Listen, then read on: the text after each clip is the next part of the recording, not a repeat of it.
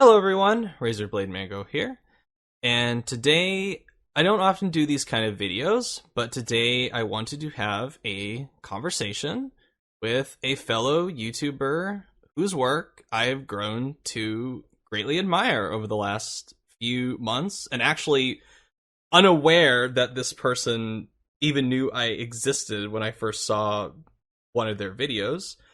And I wanted to talk to them for a while, and it is my great pleasure to welcome IanWaffles to the channel. Thank you very much for having me. Yeah. Uh, yeah, I've been lurking for a while, watching, waiting for the moment to strike. So, but you reeled me in too soon, so I didn't get to Yeah. go for the.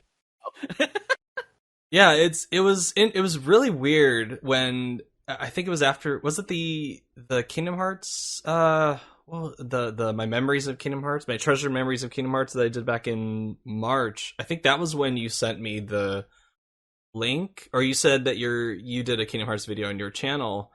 And I remember going to it and I saw the thumbnail and I was like, why does that look familiar?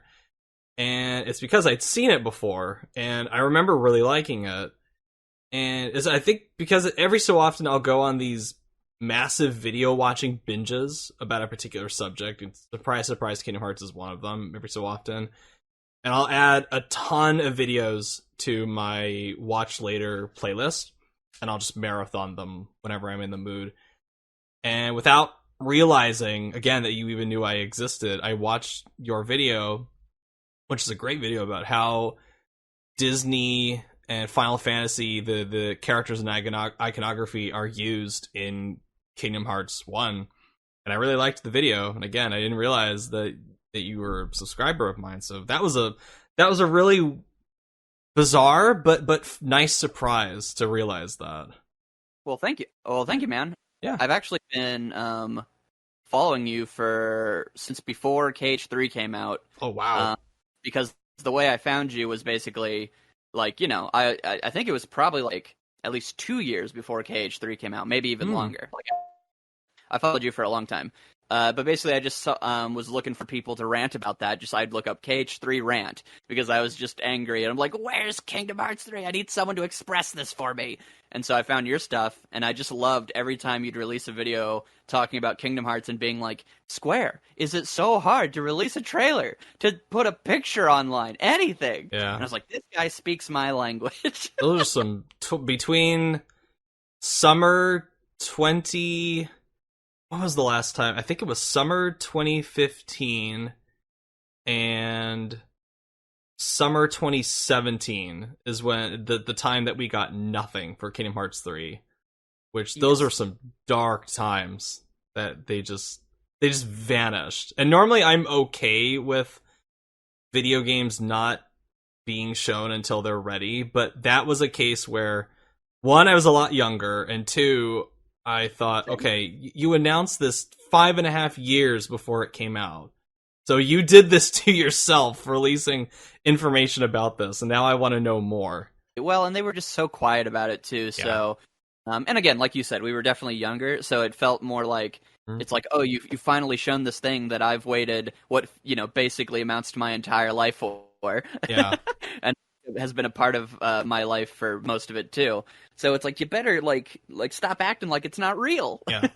That was kind of what I felt like was so great about your channel, is I always try to subscribe to a mix of channels who are really professional, and then channels where it's like they got the big spectacle kind of thing. And then not professional at all. Yeah.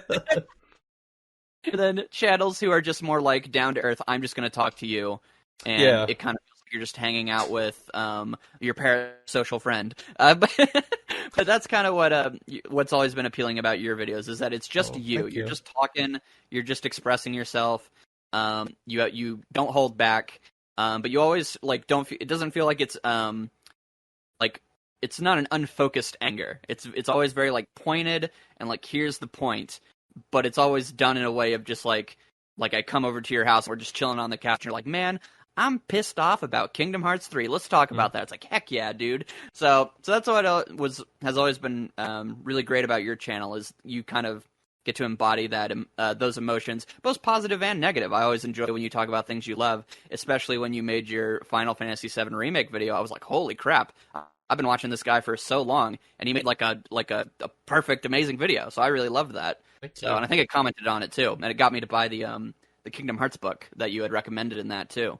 So overall, that's right. watching, yeah, That's right. absolutely. So just watching your channel grow and like as you become more refined in how you like express yourself, it's just been really fun, man. So thank you very much for having me on. It's awesome. Thank you.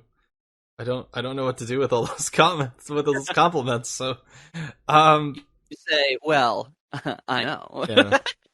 So your channel, I think even from the first time I saw the Kingdom Hearts video, the KH1 one, I hadn't yet watched the one you did about Maleficent, and I'm not sure if the ones about KH2 had been out by the time I had gotten introduced to your channel.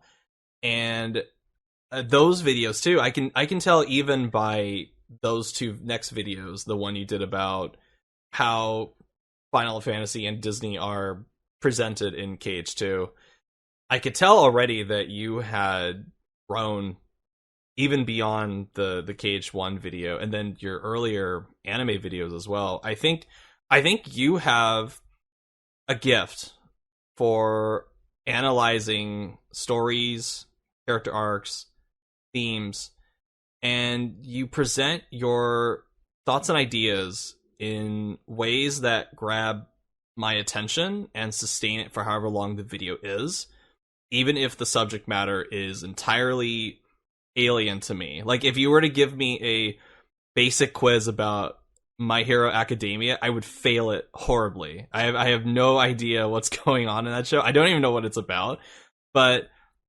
yeah, I really like the way you talk about the subjects that you do. You infuse it with a lot of passion.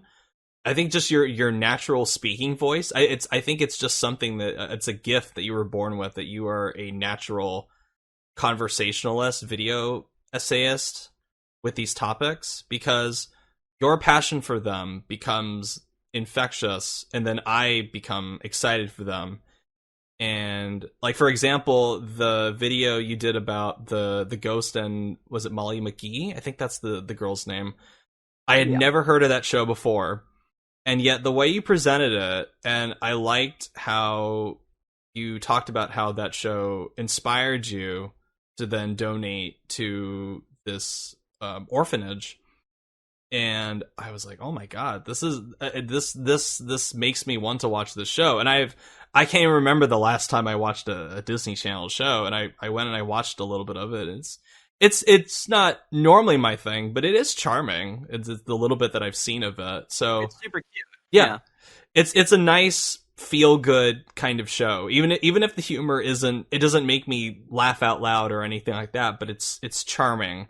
But I like that you are able to explain your ideas and your thoughts, and when you're talking about these various things in a way where, even if I am familiar with the source material, like Kingdom Hearts, I feel like I learn new things when I watch your videos, or when I watch them for the first time. The big one, for example, is when I watched your really, I think this sounds like I'm being biased towards Kingdom Hearts, but I think your magnum opus is that the near hour long video about KH2, and I think. Thank you for the other compliments as well. Just real quick. But you explained, it's something that I had never thought of, but it's so simple. How you had talked about how useless Mulan was throughout the Land of the Dragons arc, and yes, you connected her uselessness to how it's portrayed gameplay wise and in the story. And then you talked about how her moment when she finally gathers the strength to stand side by side with Sora and fight, not exactly like him, but fight with the same vigor and spirit, is when you're finally able to use her super move against those annoying centaur-like enemies in the Land of the Dragons. And yeah, screw those guys. Yeah, those guys. I oh my god, I hate those guys. But I love that simple. It seems very simple, but it's like a little thing that you were able to analyze and talk about in that video that I thought was brilliant. and it makes me appreciate a game that I have been head over heels in love with for many years, almost 20 years now. You were able to find things that I had never noticed and explain them in a way that connects. It's like it's broadening the brilliant little puzzle of Kingdom Hearts 2 in my head, and I can appreciate it even more. And I think that is, like I said, I think it's a gift. And what I want to know too is what lit the spark for that first video, the understanding overhaul, the My Hero Academia analysis. So basically, what usually sparks all of my videos is a very negative emotion that hopefully by the end of all my videos has been ironed out, and all the negative emotions have been ironed out to just like passion for the thing. Mm-hmm. So basically, just from a place of like, I saw people saying these things about overhaul as if they were fact, and I'm like, this is where all my videos kind of come from. I'll play a thing or I'll watch a thing, and I'll go, wow, that was really good because of this reason, and I just like intuitively figure that out in my head. And then I'll watch, and then I'll be like, what do other people think of this? And then I'll watch other people's things, and they'll be like, obviously it was this thing. And I'm like, that's the exact opposite of what happened. What do you mean? And then I'll watch more stuff and more stuff and more stuff, and I'm like, am I crazy? Am I a crazy person? What is happening? And so I make these videos kind of out of like a no, I have to prove that this is real, that I looked at the thing and it happened in front of my eyes. And so, but as I do that, thankfully, I think for most of the videos, that kind of, I guess, bitterness, if you want to call it, gets ironed out to where then it just becomes just kind of a gushing session about a thing I like. That's really what sparked the Rika video, was that I really loved Season 1 of Love, Chinibi, and Other Delusions. I hated Season 2, and then I thought the movie gave me everything I could have ever wanted, and then some. And so I was like, wow, what do people think of this movie? And then they were just like, oh, Rika's just like reduced back to her original state. She hasn't learned anything. None of it. This is all like a waste of time. Her character, like, she doesn't grow at all. And I'm like, what do you mean? We watched the same movie, right? And then I was going through all the reviews and everything, and nobody had said what I had said about her. I'm like, am I crazy? And so I spent 6 months just kind of like ironing out this video and releasing it, and while it hasn't gotten to as many people, obviously, as I would hope, the people who do watch it always come away being like, I appreciate this more. And that's all I really want, is just for people to basically acknowledge, no, Ian, you're not crazy. That isn't the thing, even if I didn't notice it. And so, yeah, that's kind of where the passion comes from with all my videos, and especially the overhaul one, and what kicked off the channel, is just years and years and years, and this is even more so with Kingdom Hearts 2, just hearing these things about things that I had liked, and kind of just feeling like, am I crazy? And so just making a video about it because I love YouTube videos. And by the end of it, they become kind of like these little encapsulations of things that are in my mind, because I unfortunately like to dwell on things. If something happens, then I like to go over different scenarios in my head 100 different ways. And so sometimes I get really stuck something, and these videos are kind of like they're able to kind of put them to rest. Like if I ever see someone say something about Kingdom Hearts 2, I don't ever have that dissonance anymore, because I know, like, no, I made my opinion and I proved it with examples. If they disagree, that's fine, but I know how I feel about this thing, and my brain kind of, for some reason, lets me go. And in the process of that, it's actually just helped me in general, whereas I make these videos and I put so much time and effort into them, I then see, man, you put so much time and effort just to prove a point, and was that really worth it in the end for you? And I think overall it has been, because I now want to make these videos actually less. I want to make less videos. And that is because they have allowed me to mature in some ways, to where I'm like, these videos not only represent like a feeling towards this project, like the Rika video, but then once I was done with it, I then realized it's just not worth it to get offended over these things or have this kind of negative spark. If I'm going to make a video, I kind of just want it to be about something I care about, and because I want to talk about it, which is where the Molly McGee video came from, which I'm way more happy with the core heart of that video. And so, yeah, in a way, they come from that source, and they actually just make me want to make videos less, but then try to make new videos, if that makes any sense. I kind of talked for a while. No, that's fine. That I was gonna say, making these videos where it comes from a place of annoyance or anger and inspires you to make less videos, I was a little worried there. I was like, oh no, less videos. That's not good.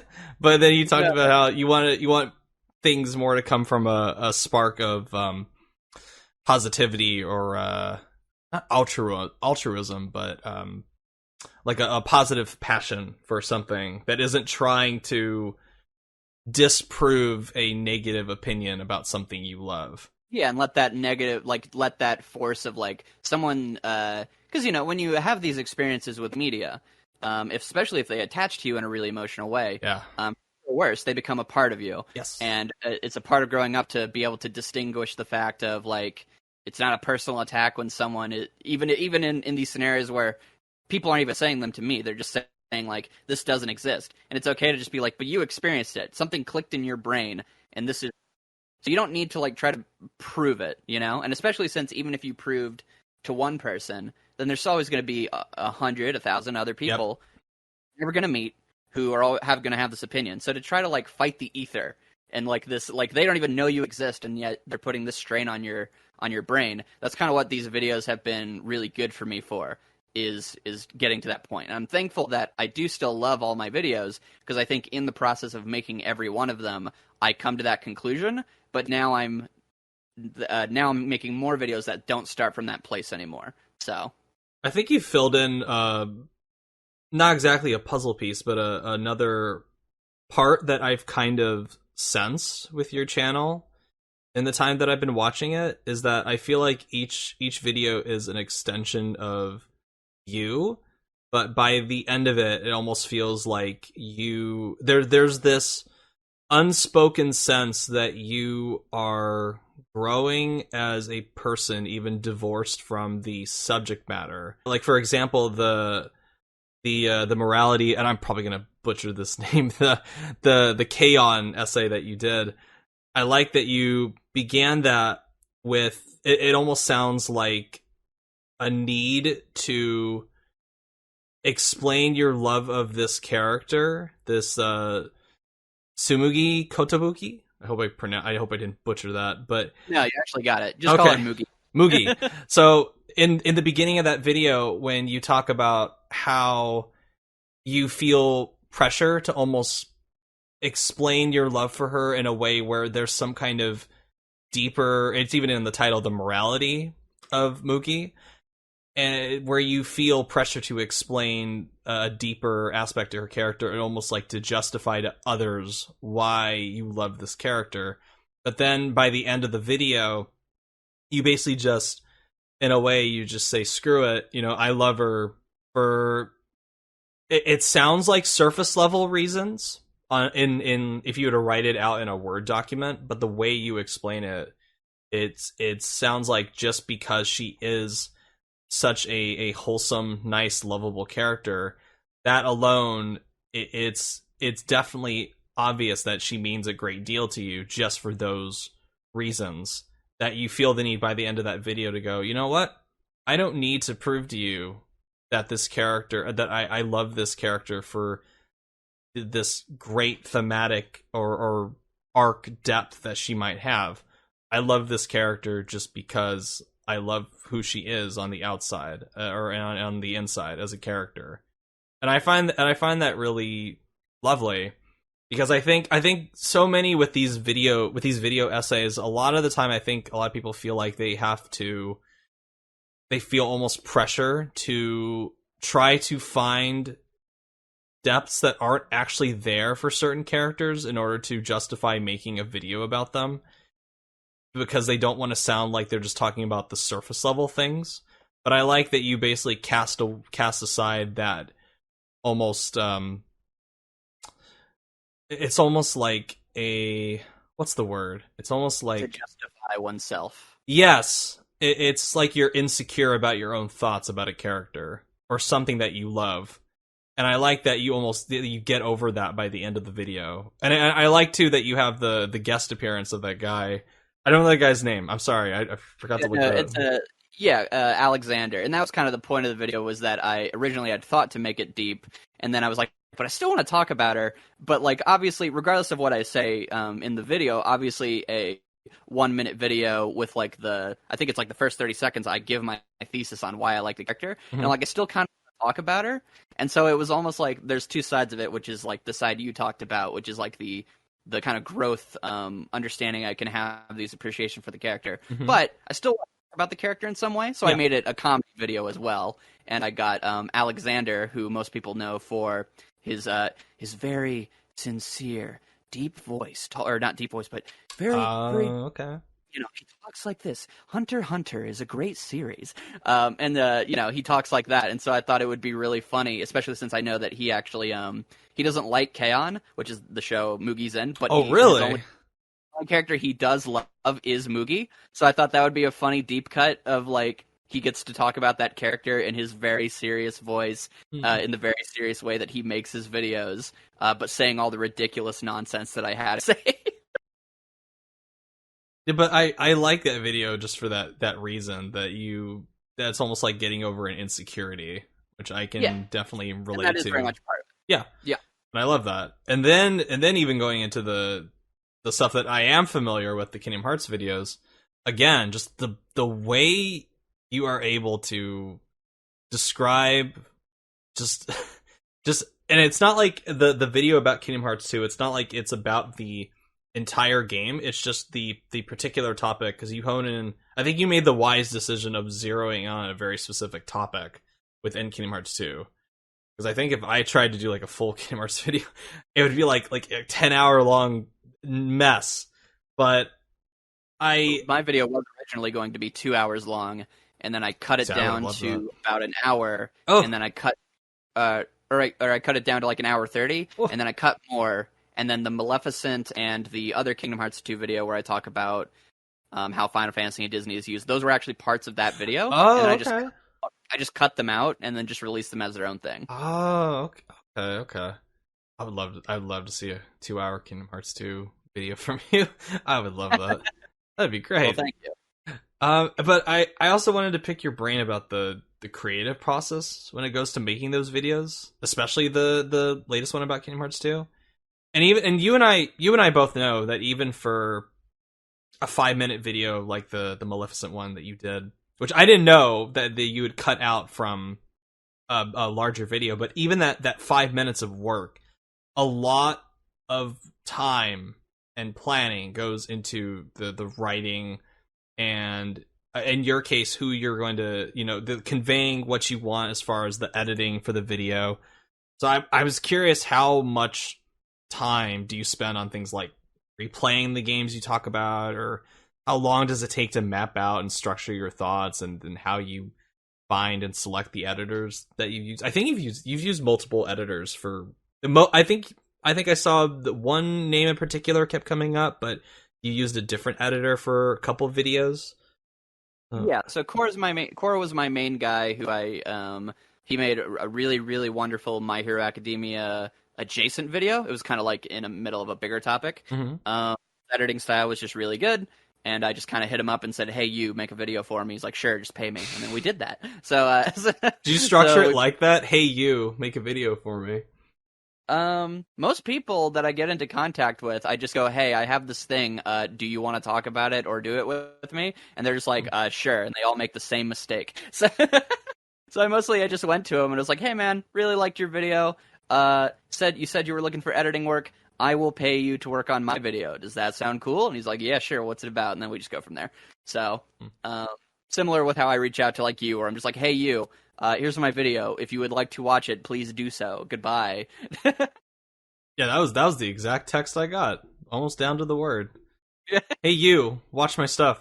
Bye. Yeah, and that was it. And people do it, so it works out. That's how there's a channel called Oceans, and he's like a channel with like quite a few subscribers or whatever. And then I just went up to him one day, and he was really into My Hero Academia, and I would just like send him pictures from like things, and because I would like his stuff on Twitter, or comment on his Twitter stuff, and he would like it, so I knew he knew I existed. And when certain chapters would come out, I would just go to him and be like, "Bro, look at this crazy thing that's happening." He's like, "I know, man, I don't know who you are, but this is really cool." And then after doing that long enough, I guess he just became my friend. And then he's like, dude, we got to do like a podcast about this. And here I am. I'm just like some guy. And he's just a very kind dude. And he's just like, yeah, man, let's talk about this thing. So I often find that if you just talk to people like people, they really appreciate it. And you can just kind of befriend anyone.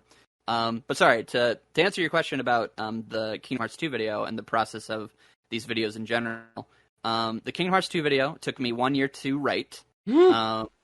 And God. yeah, so basically I started it in January of last year, and then finished it up, around I think it would have been at the end of that year. Yeah, it would have been like at the very end of that year. So, and then it only took so long to edit just because the guy who I had to edit, or I asked to edit it for me, he just had like life crisis after life crisis come up, and so he just couldn't get it back to me in time, or else it would have been done like lightning fast.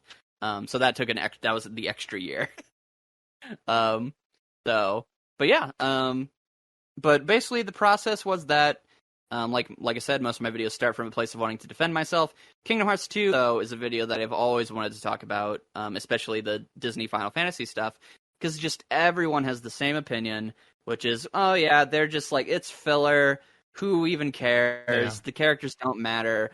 And for my whole life, the reason I loved the game, so to give some history about my relationship with Kingdom Hearts, is that I mentioned in the video, I saw Stitch on the back of the Kingdom Hearts 2 box, and then I bought it, and then I was like, who is this Roxas kid? I don't understand. Also, why does it say Kingdom Hearts 2? Yeah. Whatever. Why does a Stitch game have an existential crisis at the beginning? Yeah, I was like, where's Donald Duck?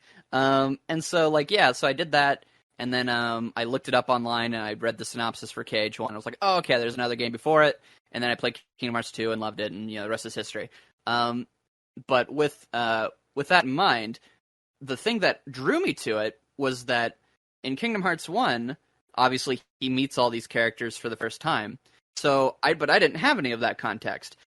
What made it so special to me and why I was just like, obviously it's good, is that I came into Kingdom Hearts 2, and they go and they meet Belle, and they do this funny little scene where she, like, picks up Donald and hugs him, and Sora's like, hey there, what's going on? And then, like, they have this little funny conversation, and he gives her, like, a thumbs up. It's like, oh, be careful, Sora. I'm like, oh, wow, these people, they all know each other, and they're all really friends. This is so cool.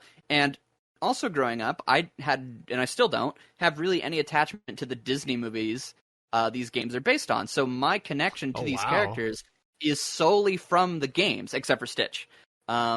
So, like, I loved the Beast, Mulan, Aladdin from the game. Like, I had no clue what their personalities were from the movies. And so, like, I was just like, obviously they're good. Look how well they were handled. And then the Twisted Hollow Bastion just clicked in my head. I'm like, oh, wow, all these characters I was hanging out with, the villains are taking advantage of them. And we're in this big battle to fight for our Final Fantasy friends, who I didn't know were Final Fantasy characters. I just thought they were just people Sora knew. So just like the Disney characters, I'm like, wow, we're fighting for our friends, and they're taking advantage of it. And, oh, now they're in the second visit, and Sora's really looking forward to his friends. And he sees, Mulan and Shang really happy, and he starts crying because he's thinking of Kairi, or Aladdin, who's just a bro, just like, he's like, hey, man, you're looking for your friend, you'll find him, buddy. And I'm like, wow, this is so great. And then at the very end of the game, a giant door appears, and Mickey Mouse says to the audience, whoa, all of the friends we have made along the way have made this door so that we can protect them. And I'm like, yeah, cool. And then I would watch videos and be like, the Disney doesn't matter. They don't even do anything in the story. I'm like, what are you talking about? So this had been something that was growing in me pretty much all my life. And then it finally reached a breaking point when I was watching Regular Pat, who makes wonderful videos. He is hilarious. But my insecure self was like, man, he just keeps throwing Kingdom Hearts 2 under the bus. He doesn't get it. And so I was like, you know what? Finally time. I've made other videos. I'm finally ready to tackle this beast.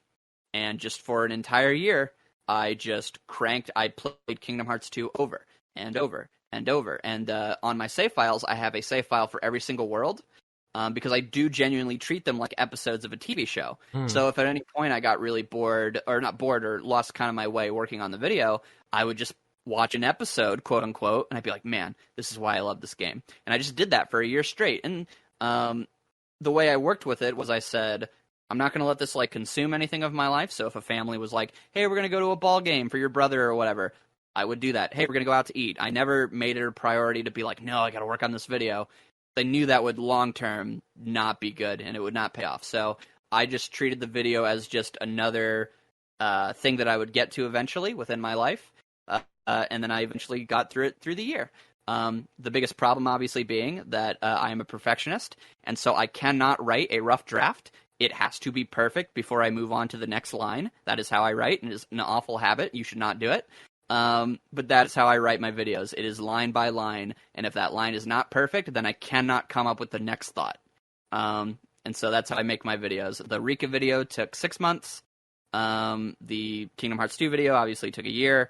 And then the Molly McGee video, that just took that one was really quick. I didn't have too many problems. The overhaul video took about 3 to 4 months. The Airy video was pretty short. The Moogie video, I literally wrote it in an hour.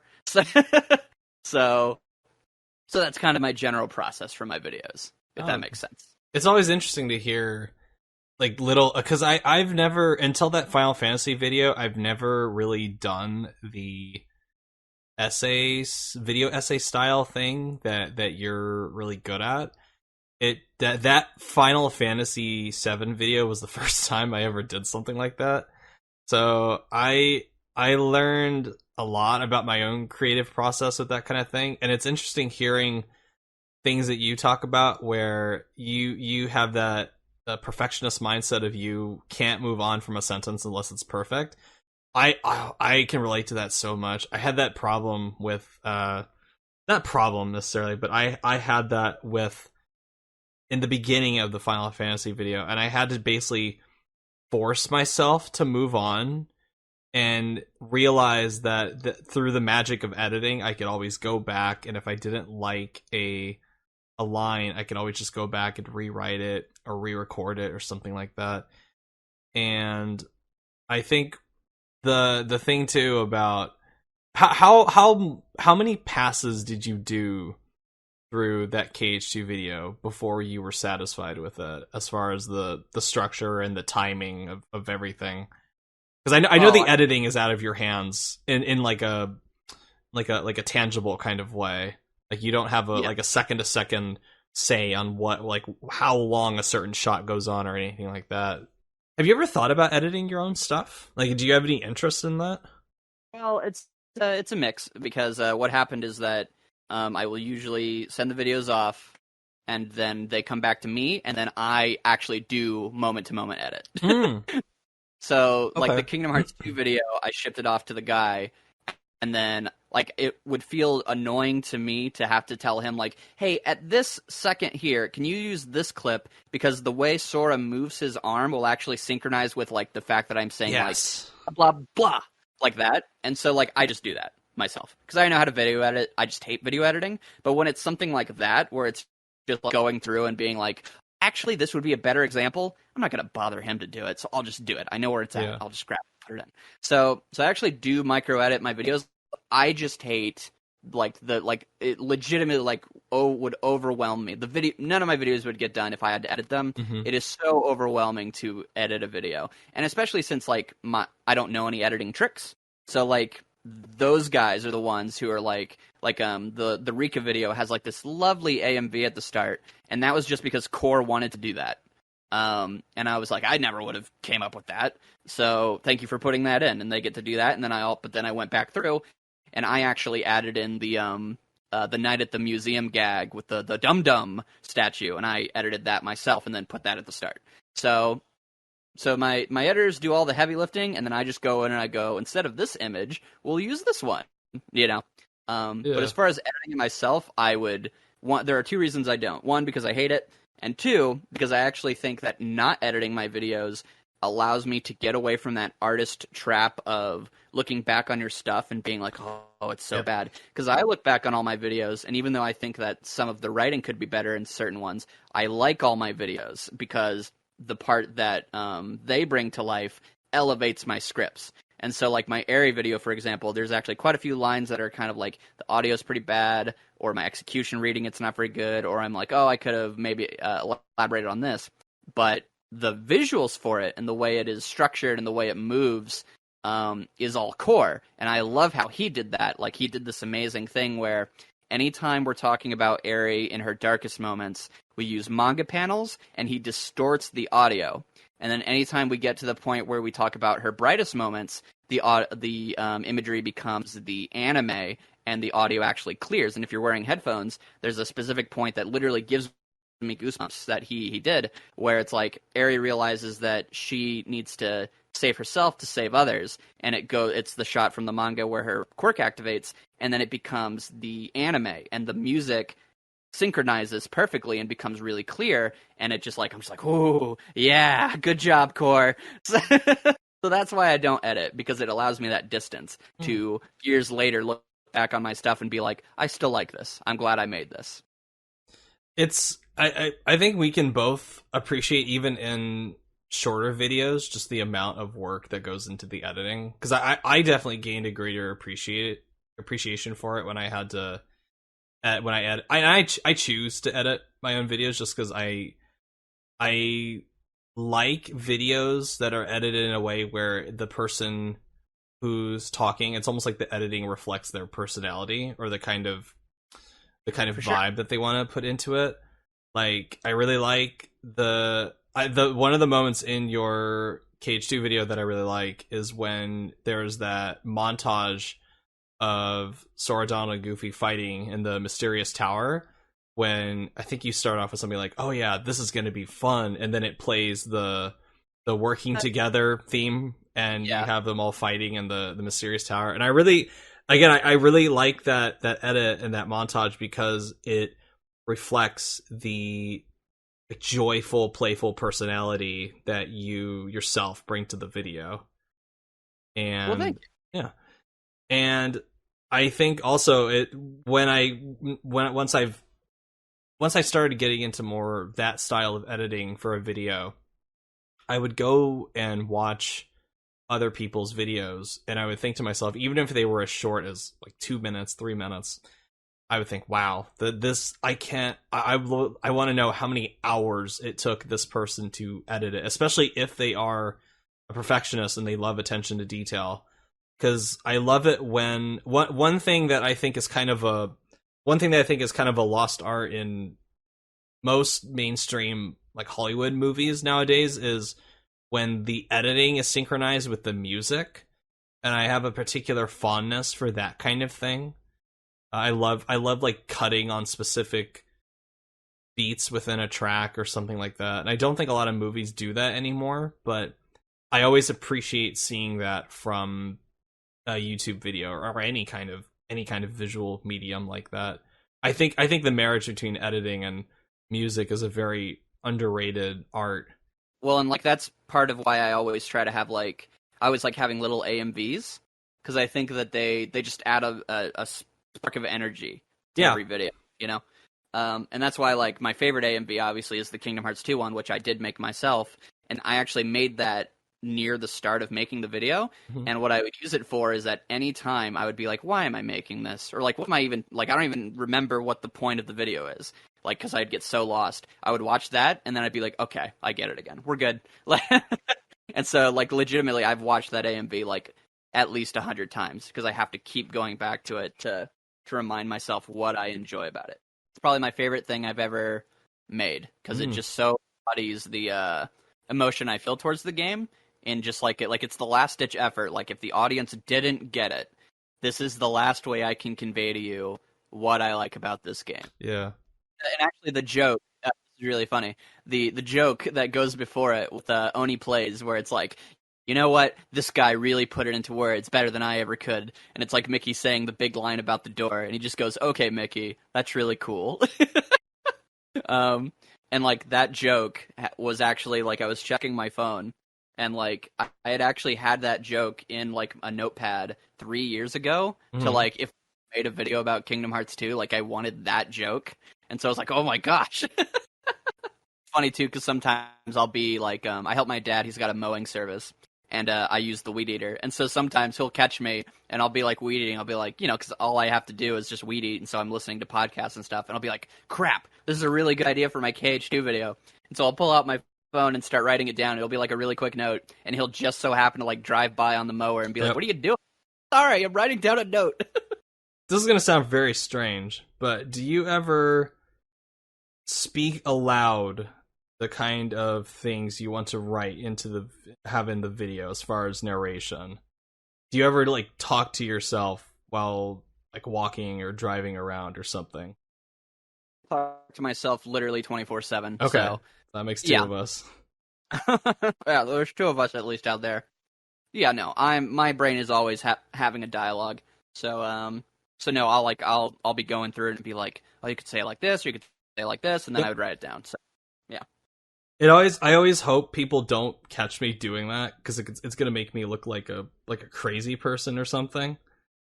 But like at my old job, I would drive around in the car and I would talk, and I would hope that because it was like later on at my old job we would have things that would start recording our activity in the company vehicles, and I was thinking, oh crap, now I can't drive around and actually talk about what I want to say in a specific video that I'm working on, because I don't know if my boss or somebody at corporate will look at it later and think that they hired like a madman or something.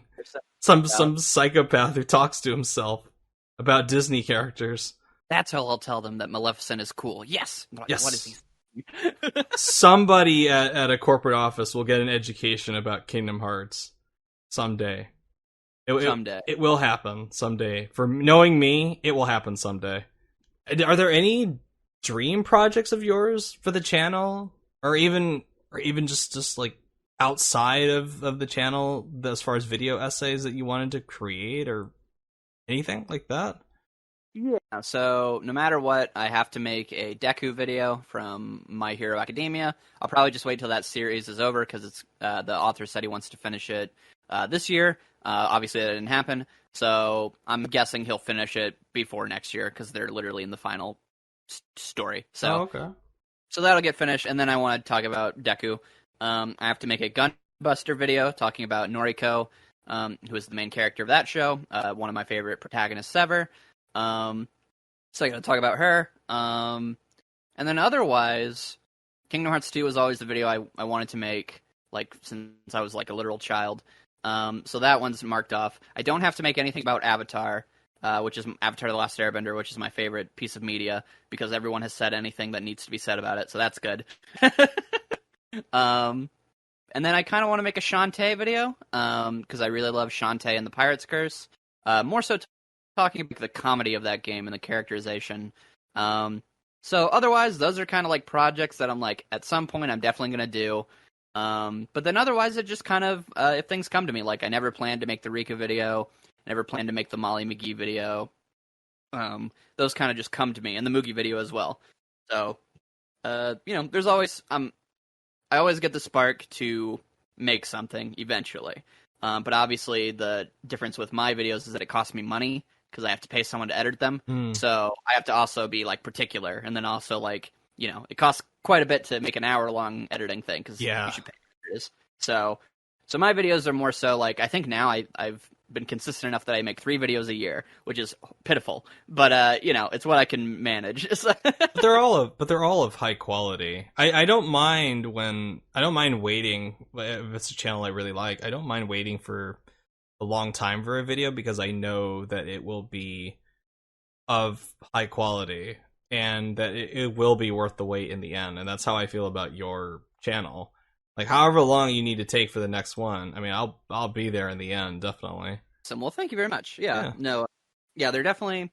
Yeah, I have no reason to really stop. There's always something that's fun to talk about or like a cool angle I could come at from. Mm-hmm. But I think besides maybe the Deku video, which I would try to make short, most of my videos I think going forward will be allowed to be like within the 10 to 15 minute range, which is way more manageable. Yeah. And way more easy on my wallet. So yeah. So won't have to mow as many yards. But yeah. So that's I do have more plans for videos. Awesome. Those are the Noriko video has to come out, and the Deku video definitely, and then the other ones I would like to get to, and then I'll probably my brain is kind of attuned to the idea of making 3 videos a year. The 3 videos this year, Kingdom Hearts videos, chopped up. So so those are my 3. But yeah, next year I'm gonna try to work on some more too. So nice. No, I'm happy to hear it.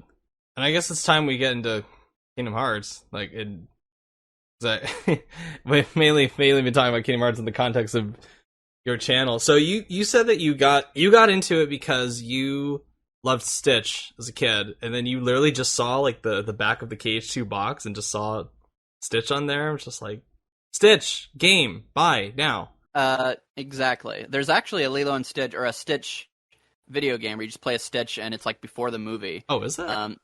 Yeah, it's called like Experiment 66 Stitch.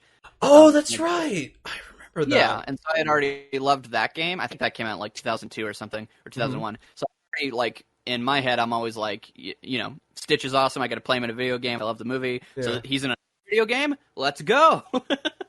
Yeah, what did you think of Kingdom Hearts 3? I've always what was your first experience going through it, as far as like thoughts and opinions on certain things about it?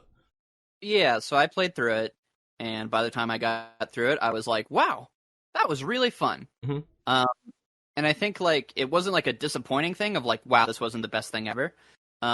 It was more of just a feeling of like, yeah, okay, we did it. Yeah. Heck, you know.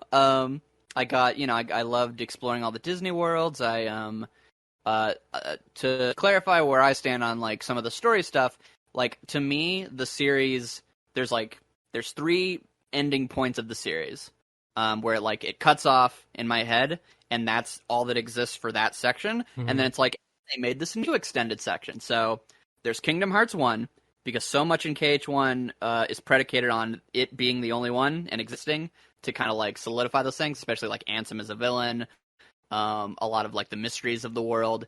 It's very isolated, on purpose, obviously. So that's one. When I play KH1, I play it like it's the only one. Then there's 1 through 2, which includes Chain of Memories, which I think has the perfect ending for Roxas and the rest of the characters. Mhm. And I think it's just perfect ending. Like it could have ended there, and I would have been satisfied. And then there's everything after that up to 3. And so I had been obviously following all the games, but I never have gotten attached to like the newer characters in the same way that I got attached to like Roxas or Sora or Kairi, and stuff like that. So when I saw their endings, they still, what I was surprised by was that I had gotten emotional. Like, I was surprised that I was like tearing up at seeing Terra being like, you know, you found me, Ven, just like you always said, you know, that kind of thing. And it's like, you and stuff. Or like the Days trio, like I was never a big Shion guy or whatever. She has the greatest character theme of all time, but you know, the character-wise, oh my god, we'll talk about that stuff too. But character-wise, you know, she's fine for me.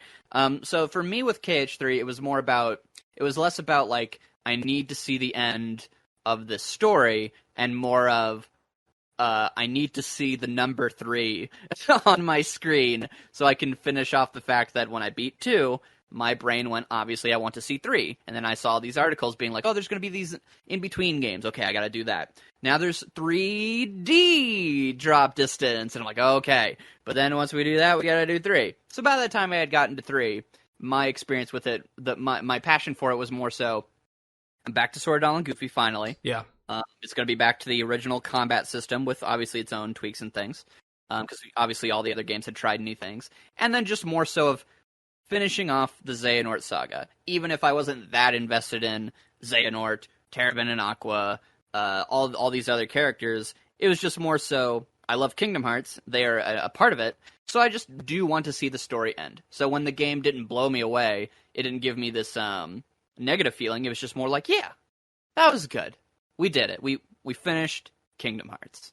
Heck yeah. Yeah. When it ended on the scene where Sora fades away when he's sitting on the tree on Dusty Islands with Kairi, I remember when they're staring off at the sunset together. It's like that meme of the black guy in the top panel when he's happy, and then it cuts down and he has this just shocked look on his face. That was basically me with the ending, where I thought, oh, that's so nice, and then he disappears, and I just went, wait, what? And it's so cruel that it just cuts right there, and they go, okay, now you're gonna have to wait for them to be truly reunited again. And I thought, oh, I didn't know what to make of it at the time. Yeah, and that's where like I was just like, yeah, whatever. I'll find out. But I was Yeah. like, there's no part of me could like get as invested as wanting to see them reunite first time. Yeah. No. So it's just kind of like, all right, if that's what the next generation has to look forward to, because obviously one of the big critiques of 3 is that it's kind of just setting up the next games. Yeah. And also what marketing wise, what did well for it was that new generations of people were like, Kingdom Hearts 3, this is a big deal, and a lot of YouTubers obviously like you want to get in on it. So a new generation of Kingdom Hearts fans got to play that game, and so if now they get to have that weight, then good for them. But Yeah. I'm good no more. Oh, you're out at this point? Like you're kind of like I'm not out, but I'm not holding my breath for whatever comes next. It's more of, hey, if you make something cool, then heck yeah. Yeah. But I'm not like, with waiting for 3, every game was like a new piece of that Yes. puzzle of like what is going to be the grand finale. But I've done it. I get So, the next generation can have that hype train. I've mellowed out. So Yeah, Kingdom Hearts 3 was one of those white whales that we finally got, similar to like The Last Guardian or Final Fantasy Versus 13 or Final Fantasy 7 Remake. It was one of those. And I agree with you. There is a part of me that almost wishes it had ended with KH2.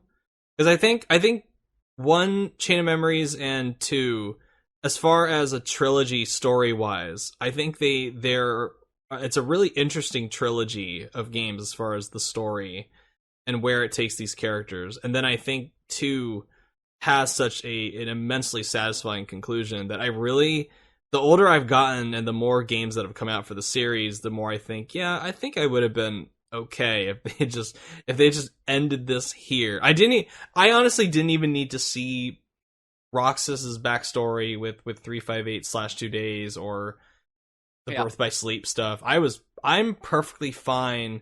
I am perfectly fine living in a hypothetical world where nothing happened beyond KH2. KH2 is a nice ending, and even KH1 I think it really works as a standalone experience. It's a very sad, like bittersweet experience especially with the ending, but I think it's still satisfying. it's also the only game you get to actually have like Ansem before he gets like discombobulated. Yeah, because after that he's not the same character anymore. So yeah, I always look at 1 as like, when I'm playing it, this is where it ends. Done. Yeah. And Billy Zane, as good as a voice actor for the guy who's Ansem post KH1, I don't think he has anything on Billy Zane Ansem, because that voice makes Ansem all the more intimidating. The thing he does that makes him so great, and it's a type of villain voice that I would like to see more often, is the whisper. Because like when he says like Kingdom Hearts, fill me with the power of darkness, and then he's like light or whatever. Light. He goes, light. But why? It's so good. Or like when he says Kingdom Hearts. Yeah. With the power of darkness. Whereas in Kingdom Hearts 2, when they redub it, he just goes, yep. And it's always been a meme in my friend circle. Kingdom Hearts. Fill me the power of darkness. Yeah, it's especially when you go from one. I don't mind it, but it's definitely inferior compared to Billy Zane, and I really wish they had just gotten him back repeatedly. I don't know what Billy Zane's doing these days to not be in Kingdom Hearts, but I guess they couldn't bring him back for some reason. But that I heard from my friend who, like, his whole thing is KH1's his favorite, and he loves looking into like behind the scenes stuff. And I have no reference for this. I don't know if this is true, but apparently, and I don't even know if the timelines. Yeah, the timelines would match up. I heard from him that Billy Zane was someone who was very anti-Vietnam War, and obviously that was not something America was for at the time. So they were like, "You ain't coming back. You're a PR disaster." So, really, so that is literally what I've heard. I have no clue if any of that's true, but from him, like, he was like, and even when he told me this, he's like, "This is like a theory that was on the internet at the time, is that he was anti going to Vietnam." And obviously that was not what America was at the time. pro war, let's go. Mhm. So I guess they were like, he's a, people in the PR, they don't like him, so we won't bring him back. Oh, interesting. Which would be Huh. really funny if that was the case, if that's why he's not back. Yeah, that would be odd. Like, to me, I've always just assumed it was a money thing, but that would be a very odd Yes, it's reason. pure speculation from what he heard, but it's just a fun theory. I thought I'd share it. Yeah, I didn't know that. That's because I've tried to find out why he never came back, and I always just assumed it was a money reason, which to me it's like Occam's razor. It's just the simplest explanation. He just wanted more money. They didn't want to pay him more, and it's like, all right, I'm out. See ya. But Dipped. I guess, but does that mean he wanted more money than freaking Christopher Lee? Maybe. I don't know. I mean that I don't know how they got Christopher Lee in a Kingdom Hearts, and that's why I love those original the KH1 and KH2, because they got all these actors that normally I would be like, why are you in a Kingdom Hearts game? But they add so much gravitas. Yeah, well, they even got Leonard Nimoy to voice Xehanort before he passed away, and even afterwards they got Rutger Hauer. They got the dude from Blade Runner, who probably has not even heard of Kingdom Hearts before joining up, and then he voices it before he passes away. And then they get Christopher Lloyd and Remind, and I'm like, how do they keep getting all of these big names for these original? And it's not like they're tied to any Disney iconography. They are original characters that they get these iconic voices from, like Mark Hamill. They get Billy Zane, they get Christopher Lee, and they just add so much weight to what's going on, especially Christopher Lee. I mean, how can you get a more iconic voice than that to play like an anti-hero almost for Ansem? I think what sells that character in the Roxas section as such a wonderful villain. Like, I feel like if you had someone else doing the line reads, because he also there's certain voice actors in Kingdom Hearts who I believe are just like far and away better than everybody else, and those are like Billy Zane, Christopher Lee, and Jim Cummings when he voices Pete.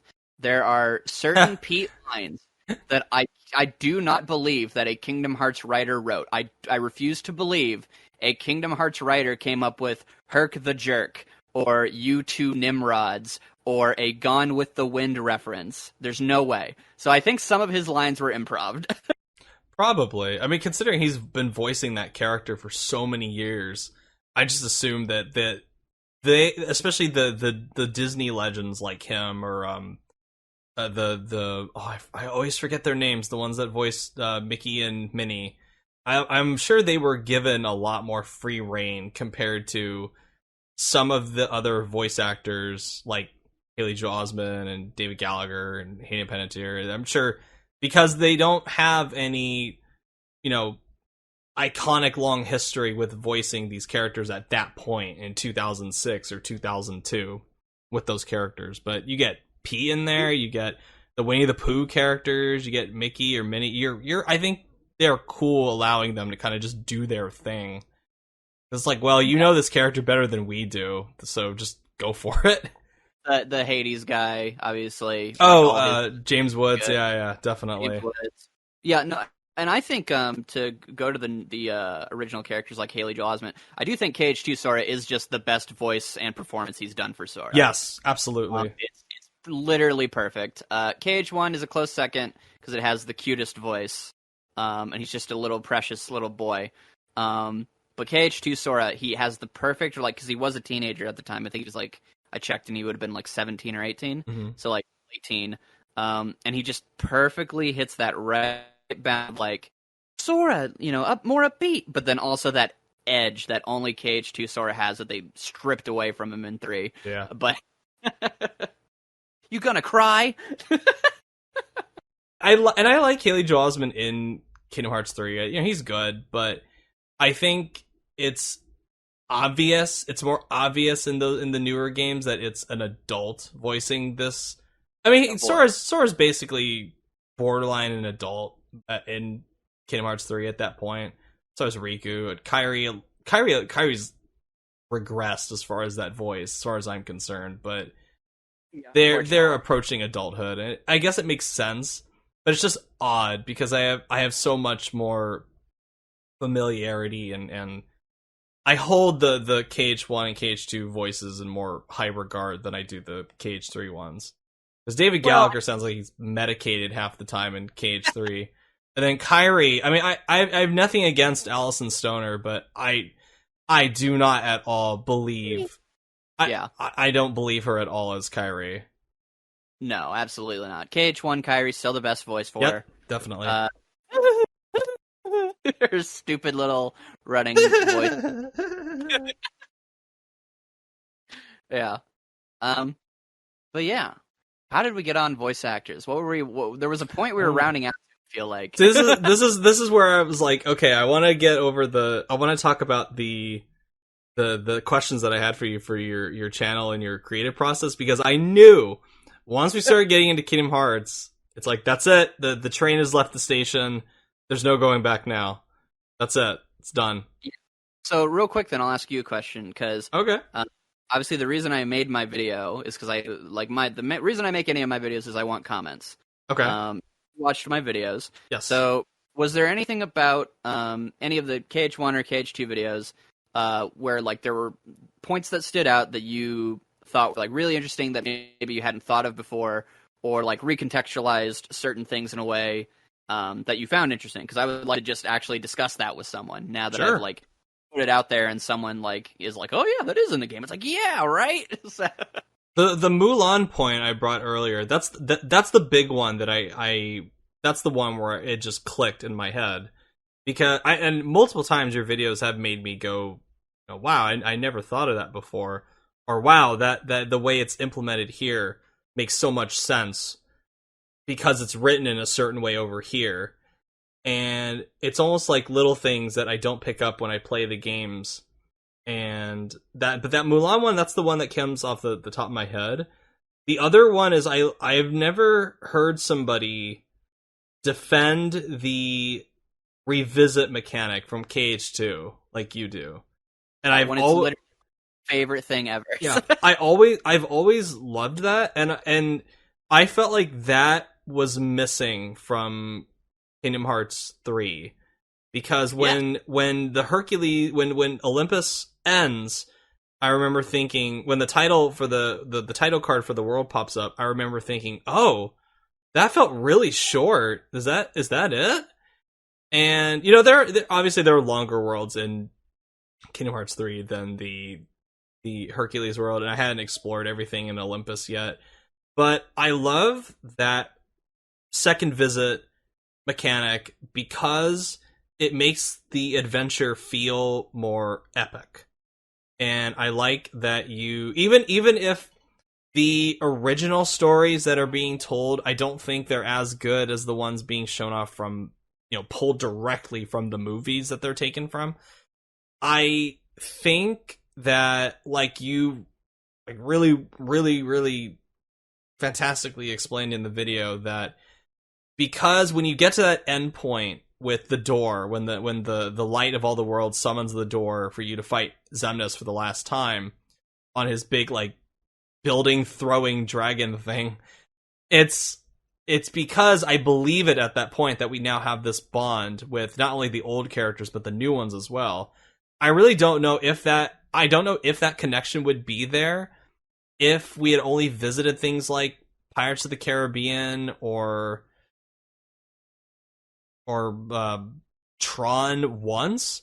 I think it only works because you go to that second time with Tron, and Tron like hugs you at the very end, and he makes the code for the computer system Sora, Donald, and Goofy. It works because, you know, you have that moment where Shang now understands, that Shang and the Emperor and Mulan now understand that you're looking for your friend and that they've met him before. Things like that it's those little extra miles. Because I think there was maybe, I'm sure that it was on the table at some point for them to just repeat what they did in KH1, where you only visit these worlds once and then you go back later for the collectibles. when you get more power and new abilities. But I like that they went that extra mile with the second visit, and it's a shame that they never have done that again since then. It's a real shame because they kind of try something like that with Birth by Sleep, with the interconnecting storylines where you visit each world, and each world has a different event pertaining to a specific character. But it's not the same. It's not the same, but I do think that was a good idea for that game. Yeah. Really clever idea. But I agree with you, like, with the second visits. And again, I just think, like, personally for me, I actually think the new stories are, as a story, I don't think they're, I mean, no, I just think they're better than when we're just doing the movies, because it's all only based on the dynamic Sora has with the Disney characters, and that's what I'm here for. I don't want any of these repeat scenes or any of that stuff. But like you had said, like with Mulan, where we see Riku, like that to me was the big thing that stood out, was this idea of, like, the game plays itself like an episodic TV show. Like, when you click on the worlds, there it literally says episode list. Like, they're called episodes. Oh, that's right. And they even end like an episodic anime, where Sora, instead of Sailor Everyone's Moon, laughing. Huh? Everyone has these, like, goofy laughs at the same time and all that while it fades to black. There's that, and then also on the first visits in, these episodic anime, you'll have, like, the transformation sequence or the get the item sequence, and for Kingdom Hearts 2, it's the sealing the keyhole. And so it's legitimately framed like a TV show. And the way it's structured is in a way which I wanted to really hammer in for people. Like, there's no stakes at the start. Like, there's no rush in the story. Yeah. Whereas I think Kingdom Hearts 3 suffers from is that there's like a dude in a coma, a girl in hell, and a guy trapped in a body, and yet the stakes don't really align with that with Sora, because everyone else is doing those things, which I think is how people would section off. It's like, well, Sora's having the fun adventures while everyone else is doing things, but everyone else is also not doing anything. So, so the problem then becomes that kind of dissonance where you're hanging out with Mulan, you're hanging out with Rapunzel and, like, doing these fun things, and you're also like, man, aren't we supposed to be, like, saving Ven or whatever from, like, being trapped in a castle, or Aqua in hell? There's even a line. I think there's even a line in the Kingdom of Corona where Donald says something along the lines of, "What are we doing here?" And Sora just nonchalantly just goes, "You got me. I don't know." And that attitude permeates through all of the Disney World so much in Kingdom Hearts 3, and I think it's more of a pacing and structure issue than it is the writing, because I think if they had sprinkled in those bigger moments that happen during the Keyblade Graveyard and just have them interstitially happen between maybe, like, 2 or 3 worlds, or how it divides on because they have the 3 pages of the maps, and there's 2 worlds or 3 worlds on each, and then between those, maybe have a big moment like Aqua being saved, or a big moment like Ventus coming back and you fighting Vanitas and the Realm of Departure. Something like that. Yeah, like how Kingdom Hearts 2 does it, where you have a big event, that big battle between the first and second visits. Yeah, and then, yeah, exactly. And so, but what I think 2 does so well is that it legitimately has, like, Sora just being like, Kairi's cool. Oh, hey, the king is cool? Then that means Riku's cool. So let's just find him. The end. Like, it's off literally with, like, the stakes are, like, set to 0. And then, like, we find out that the organization are bad guys. But as far as we know, they're just more bad guys, We don't know anything. Yeah. Same with, and then Maleficent or Peter back, so they're doing their things. But my main thing, and I think there's this, I think there's a disconnect with Kingdom Hearts players that I didn't have because I didn't watch the movies, which is, I think that when people play the Kingdom Hearts games past 1, and I'll go back to that in a sec, when they play past 1, and they start just having, like, the way they handle Disney now, their brains, I feel like most people just go, oh, it's just the movies, turn off. So, like, whereas to me, the Disney characters, and I mentioned this in the video, they're not just, like, Disney references, they are legitimately a secondary cast, like, in Kingdom Hearts 2. Like, they grow as the story progresses. And so to me, the idea of going back to the second worlds, or the other worlds, made perfect sense, Because why wouldn't you go back to check up on them? They are just as much now Sora's friends as Riku and Kairi was. He says as much in the Hollow Bastion thing, where they're like, you should leave and go find Riku and Kairi. And he's like, but Leon and the others are friends too. Yep. And that's what you've been doing the whole game. So to me, when I play the game, when I see the Beast, I don't see, oh, I see, they are doing a recapped version of the movie with a few twists and turns. Okay, I can shut off my brain. We're just doing Disney stuff, whatever, guys. No, I'm like, oh, Sora's helping his friend, the Beast. And like the way they talk to each other, they have this history, they remember things, the way the gameplay enhances that. They're just Sora's friends, so why wouldn't I want to help them? So there's always that huge disconnect for me, and I feel like what frustrated me was that people would then turn to KH1 and be like, wow, KH1 uses Disney so well in the plot, and if you watch my video, I prove that they barely do anything. Sora barely talks to any of these people, and I go over like line by line. Here are all the interactions he has. The Disney princesses are plugged into a machine, and that's what they do in the story. And the Disney villains don't ever interact with Sora as like a group. So the villains are doing stuff, and that is good. That's a good part. But as far as like the narrative, when people would say like, I want it to be like KH1, I'm like, I don't want it to be like KH1. They don't do anything in KH1. Whereas in 2, the whole focus is on the character interactions and the relationships.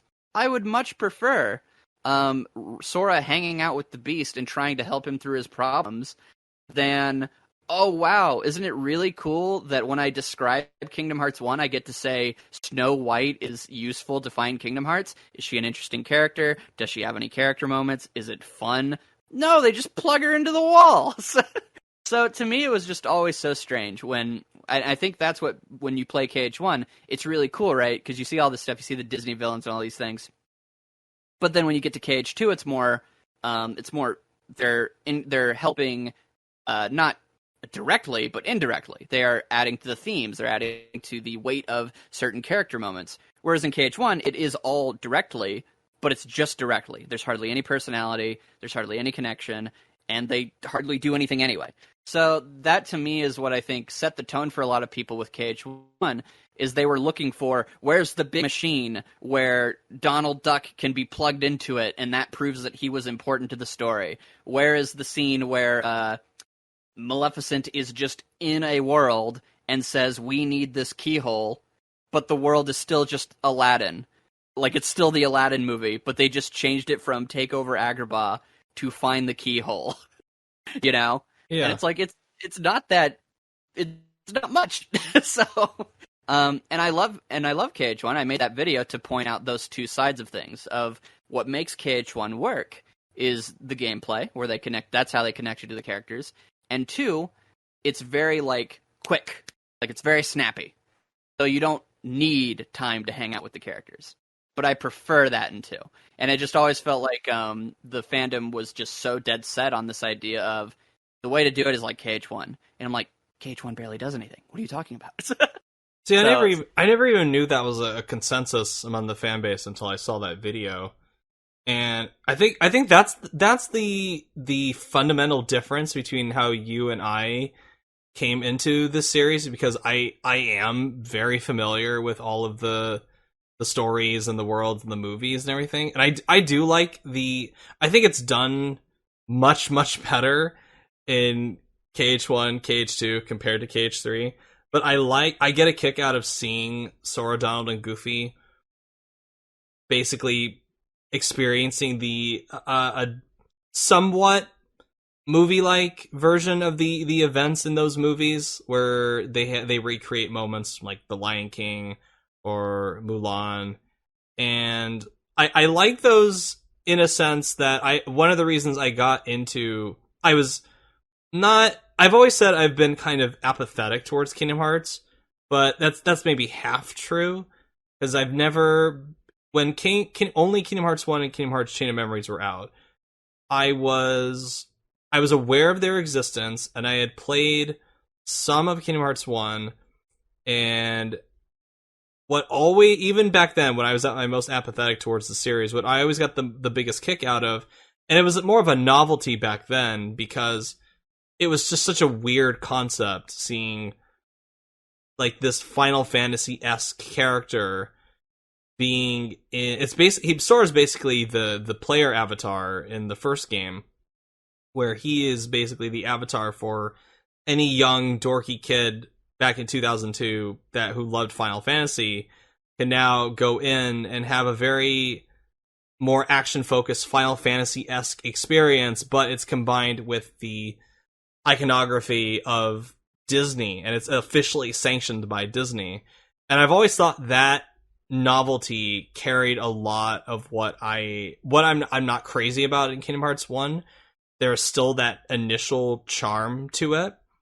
And what I've always gravitated towards with Kingdom Hearts is that it always has felt like, especially 1 and 2, have always felt like a combination of things that I loved as a kid with the growing inner turmoil. That's, if to sound a bit dramatic, a growing inner turmoil one feels as an adult. And it's a very comforting experience for me because it's about using the lessons that you've learned through your childhood in order to solve adult problems and to persevere through them. And I always loved that about the series. And even in Kingdom Hearts 3, I think it does it beautifully. But that's the fundamental difference between you and I with how we got into the series. And I do, even though they don't use the Disney characters as in depth or as relevant to the overall, like, what's going on in Kingdom Hearts 1, I still love the imagery of the princesses of Heart being most of them being iconic Disney princesses. They're basically there as plot devices, but I still find that interesting. Yeah, I agree. I absolutely agree. The iconography is what brings KH1 together, which is what my whole video about it is on, where it's like you're not just like you're going into the realm of darkness, but you're fighting Chernobog. Yes. Darkness. Awesome. You are, so like, again, to clarify for the audience, KH1 is also a 10 out of 10 for me, and so is KH2. Like, I love both of them for what they're doing. My contention has always been what people praise KH1 for doing with the Disney characters, I think is they're praising the wrong thing. Like, I think, like, not like you're wrong to like it, but more of like what KH1 does so well is not what I think these people think it does. And so, but I agree with you with the Disney princesses, where I even say in my video, they are demigods of light. Conceptually, it's so cool. And I've always been disappointed with how they use the Council of Villains in KH1, but I still love that cutscene where they're all together in the shadow, and you can recognize all of them just from the silhouettes. And because I'd only seen maybe one small little trailer for Kingdom Hearts 1 before I played it back then for however length of time I did. But I remember when I got to that first cutscene with all the Disney villains, it felt like, oh my god, this is going to be a thing where I get to interact with all these villains that I know from my childhood, like Captain Hook and Ursula and Oogie Boogie and Maleficent. And oh man, this is just it's such a cool concept. I don't think as far as the iconography has ever really been, I don't think it's ever been as pure as it's been since KH1, exactly like that. Absolutely. Yeah. Very childlike kind of. It's like mashing together a bunch of toys together from all these like disparate things. And it's like, oh, they form this evil council of villains. It's like the Sinister Six of Kingdom Hearts, and it's awesome. Yeah, it's the only KH game that I think has the Disney magic. Not that the other games don't capture that too, but I think it's the only one that just like is Disney magic. Like, it's the one that feels the most grounded. Yeah, it's the one where everything, it's like, I think I mentioned it in one of the videos, where it's like KH1 is just all about the vibe, It uses all that stuff really well. And again, as another thing that always confused me, is people would be like, I love the Disney Council. And I'd be like, okay, I love those cutscenes too. And then they go, but man, I hate how the Disney, like, none of the Disney villains do anything in 2. And I'm like, guys, you do realize that in KH2, they actually team up and work together. Like, Pete fights Hercules because he teams up to trick him with Hades. Maleficent brings Oogie Boogie back to life, and then they have a bunch of really fun characters. Like, you guys are playing the game, right? You guys realize they just gave you what you wanted from the first game, which would have been for the... Oh, I guess not. I guess everyone else is blind. Like, Like it was always so confusing. I'm like, it's doing what the first game did, but more. What do you mean? Yeah. Yeah, Always I've so never strange. understood the I again I never even thought that was a consensus that the Disney stuff feels like filler in Kingdom Hearts 2, that it's apparently a common opinion. And I'm like, what are you talking about? There's so much stuff in Kingdom Hearts 2 that's tied to those Disney worlds, that develops the original characters, that even features the Final Fantasy characters and all that, where you got Auron teaming up with Hercules at the end of it. You've got Like Hades. Leon. Yeah, all that. It's so cool just seeing all these like little cameos from these Final Fantasy characters in there. It's the one that I think does the best job of blending. Crossover.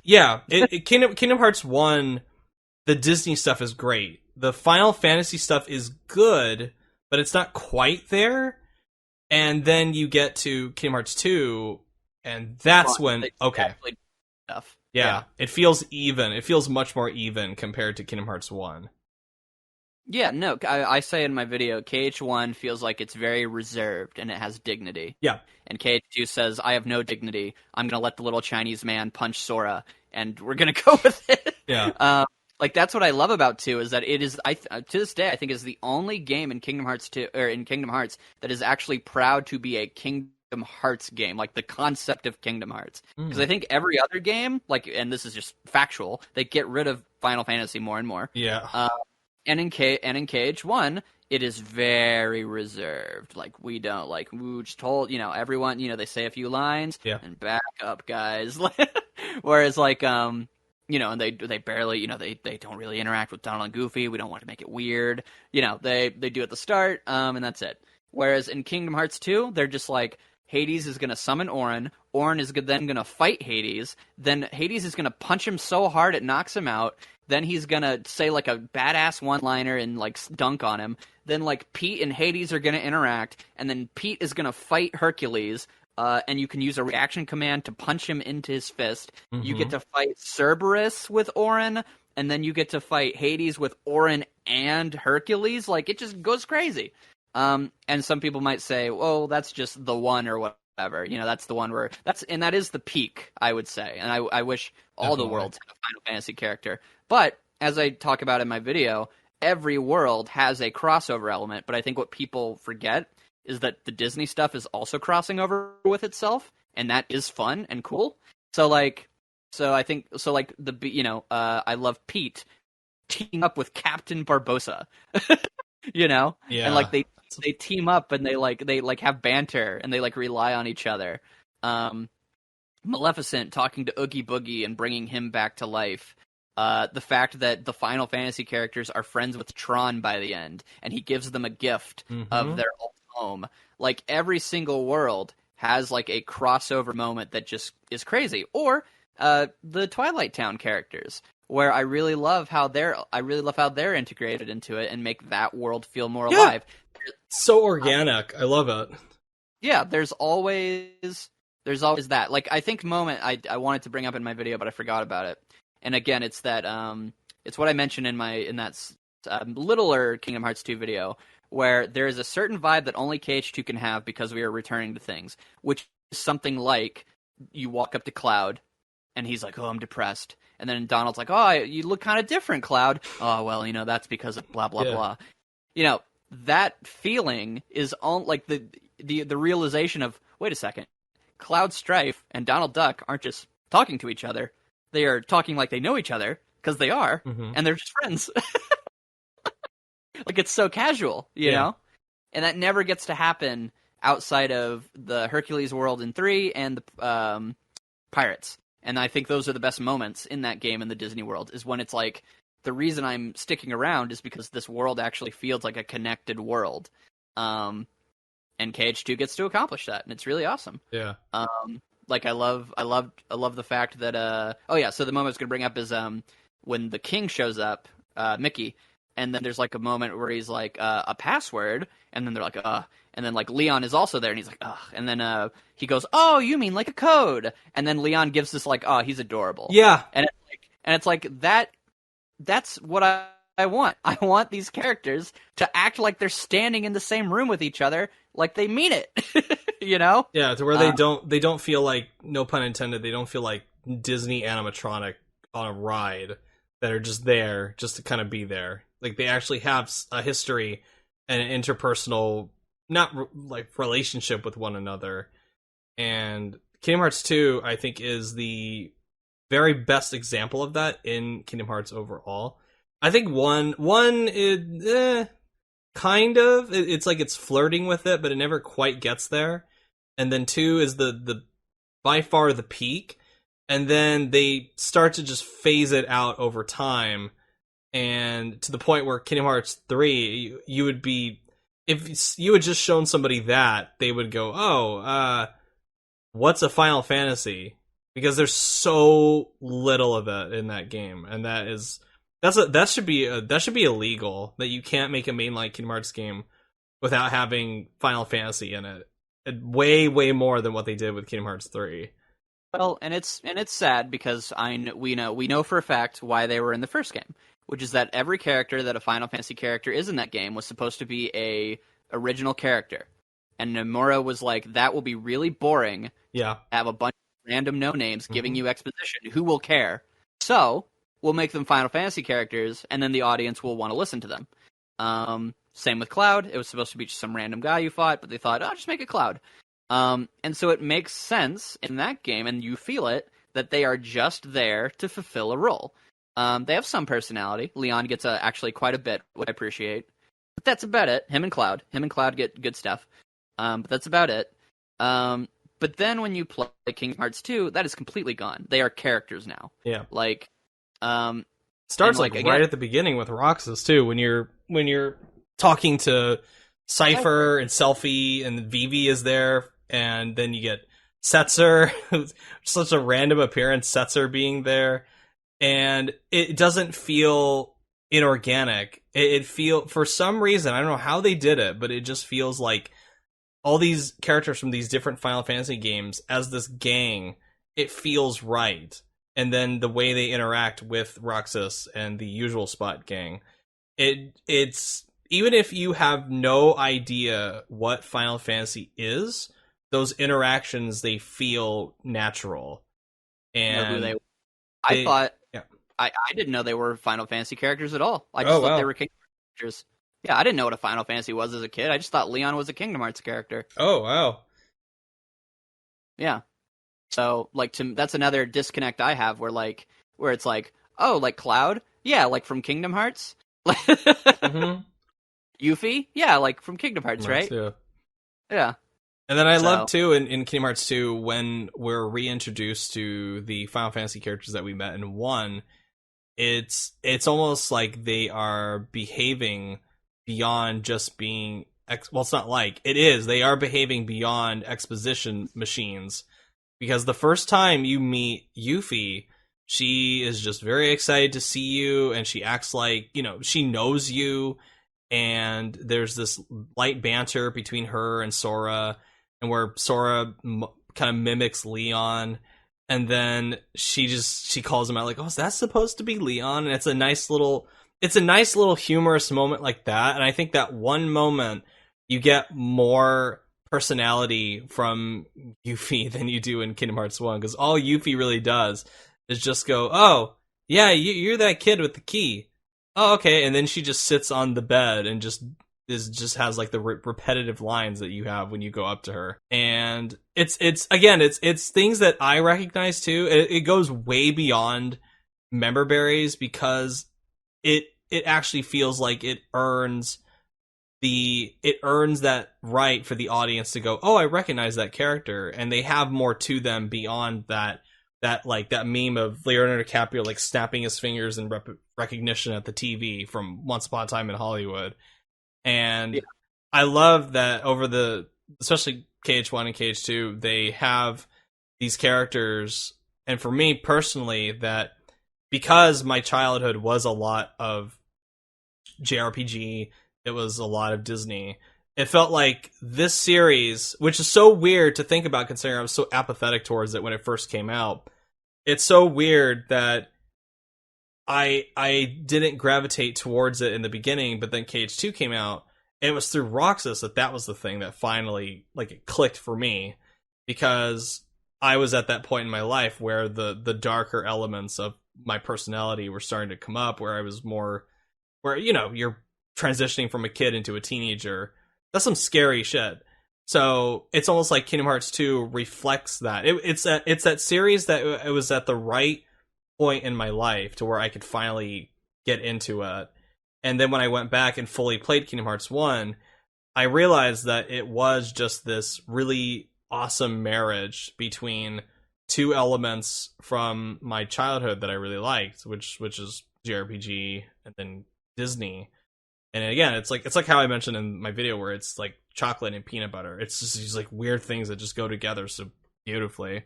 I have one last question before we wrap up. And I don't know how long this is going to take us with this question, but it's just something I have jotted down in the doc. With Kingdom Hearts 4, obviously that's going to come out at some point.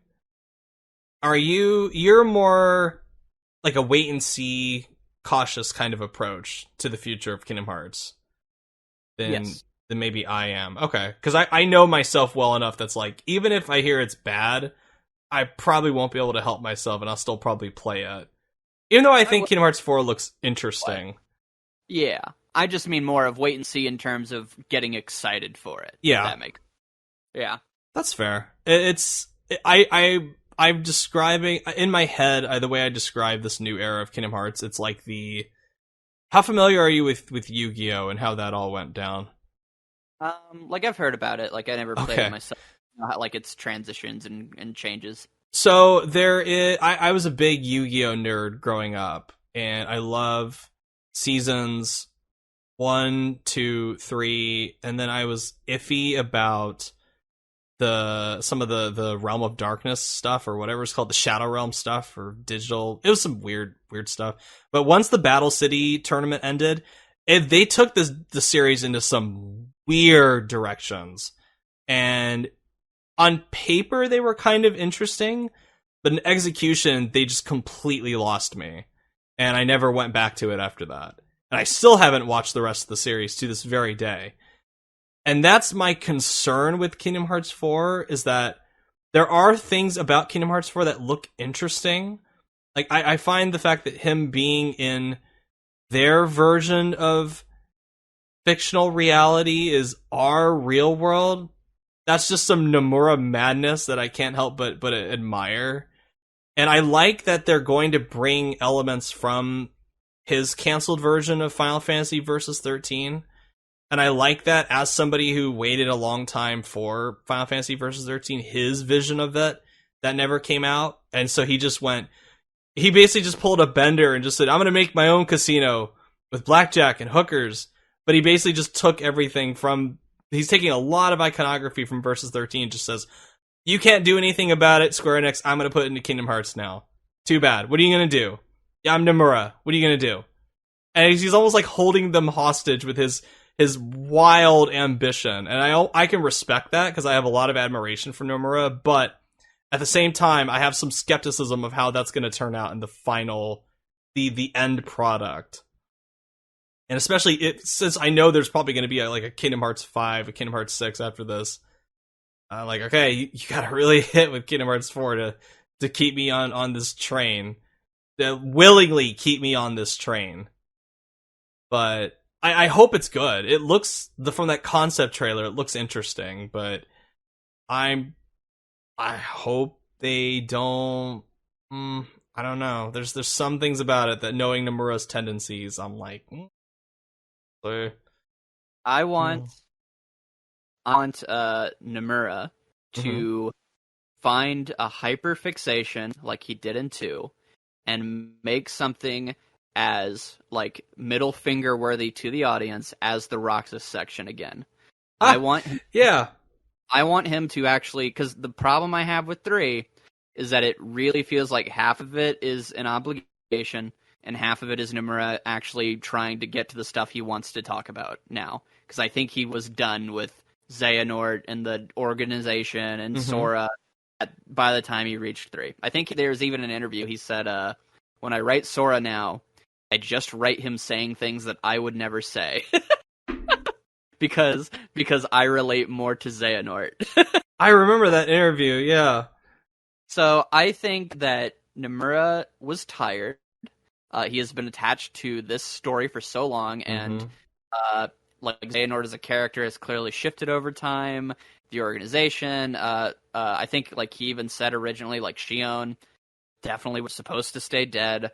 Roxas was supposed to stay gone, but as the fandom obviously loved these characters, and I think as time progressed, I think he softened on that, and he was like, you know what, I can bring him back. Horrible mistake, but whatever. Because the tragedies are gone, but whatever. He wanted to bring them back. Yeah. So what I want is for him to show me whatever his next hyperfixation is, and just go 100% into that, and just do that. Because that's where I think Nomura is at his best, Nomura is at his best when he's making those crazy AMVs at the end of 1, 2, and 3. Though, like the Birth by Sleep secret ending, the Another Side, Another Story secret ending. Yeah. Those are incredible. And I just want that kind of super hyper-focused passion into something in KH3. And the thing that has me excited for that is when he talked about, like, or KH4. And the thing that I'm excited about for that is when he talked about, like, we're really going to show, like, Sora's daily life, and you can kind of, like, go back to the apartment. So I really want him to go. Even if it's a big F you to anyone who wants to, like, play Sora and fight cool bad guys, I want him to go all in with this, like, reality simulator. I want to be able to, like, dress up Sora's apartment. I want to have to brush teeth. Just do it. Like, because that, to me, is all that's really left from Kingdom Hearts that I loved. Because we don't have Final Fantasy anymore.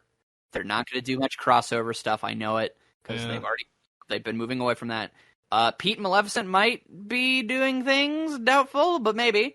But we've gotten rid of that. The gameplay has definitely shifted from 2. I like where KH3 ended up by the time we got the new DLC. So if we stick in that direction, I'm totally fine getting used to that. And we're getting reaction commands back. Wonderful idea. Yep. And so, like, but then I think a big part of the magic is now lost now that we have Star Wars, and we're probably going to get more. Like, it's different now. It will never, ever, ever be close to what it used to be in terms of the feel of it. And so what is left for me is Nomura's hyperfixations on weird concepts. Yeah. And so if he can boldly tell a story that he wants, which he clearly does with, like, this 14 or 13 verses or whatever, and this alternate reality and unreality, and Sora's in the real world, and he's dating Streltzia or whatever. If he can just go all in with that, and he doesn't worry about, like, setting up next games or whatever, he just tells this crazy story, then I'll be in for it, and I'll see where it goes. But the Kingdom Hearts that I loved, I know is, like, 100% dead and gone. Yeah. And so that's where I'm with the series now. I got everything I could ever want with 2. It's the ending of the series for me. So everything that's left is just if it's good on its own, if that makes sense. Yeah, no, that makes total sense. I have hope that he'll do the weirdo stuff outside of... I'm concerned about Disney's increasing influence in this series as far as the boardroom and what they feel like they need to shove in.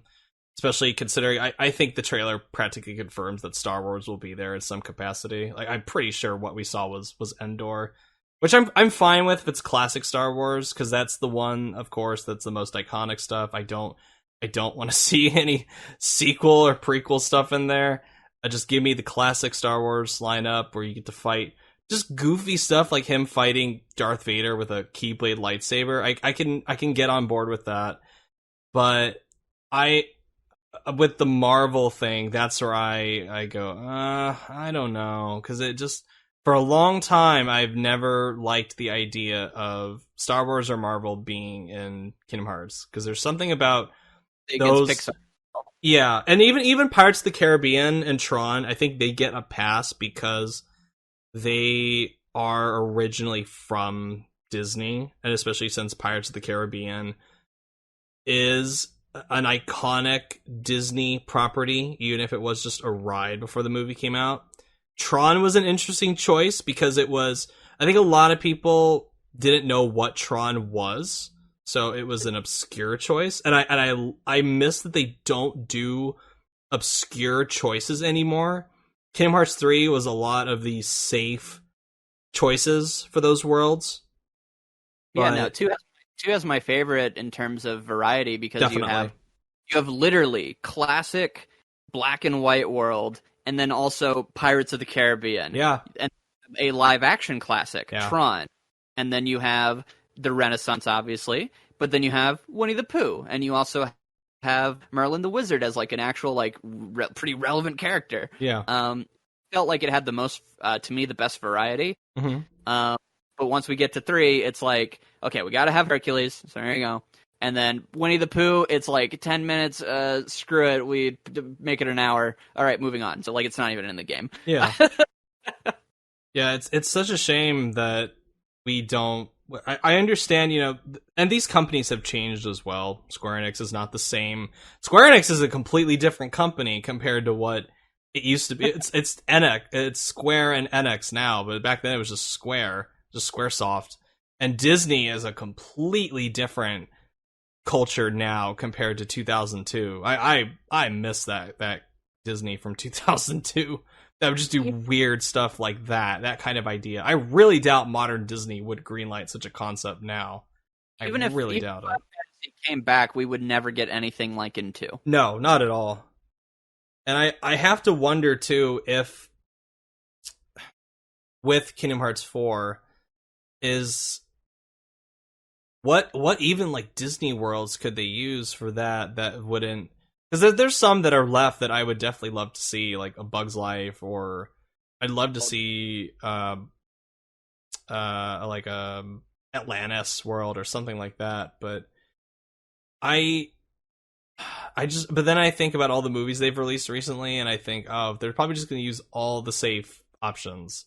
They're just going to use like Frozen 2 or something like that. They're going to use Encanto or the Panda Pixar movie, A Turning Red, something like that. It's all these like safe choices that I just think, okay, there's none of the edge or the weird let's try something different Disney from back in the day. It's all just they're placing a lot of safe bets on things, and I don't think that will fully bleed over to where it overwhelms Kingdom Hearts 4, but I think that influence will be there because it is definitely there in Kingdom Hearts 3. You have the weird stuff in Kingdom Hearts 3, like the Nomura stuff, but I feel like Disney kind of got more control than they should have as far as dictating what goes where and how certain things play out in that game. I can just feel the corporate Disney influence in that game more than I can in Kingdom Hearts 1, 2, or even Dream Drop Distance. I feel it less there compared to Kingdom Hearts 3. Variety. I love its world choice. Like, it's really good. In Dream Drop Distance? Yeah, where like they have like they even have like they actually did like direct to DVD movies. Yep. The Fantasia world was a wonderful idea. Amazing. Yeah. No, I genuinely think that like as far as like my favorite variety of worlds, it's like 2, Dream Drop, then 1. Because I think Dream Drop was just, I was like, wow, I didn't expect any of this. Yeah. So, yeah, and Dream Drop's a fun game. I like that game. Yeah, it's a good game. Yeah. Yeah. But yeah, no, I absolutely agree.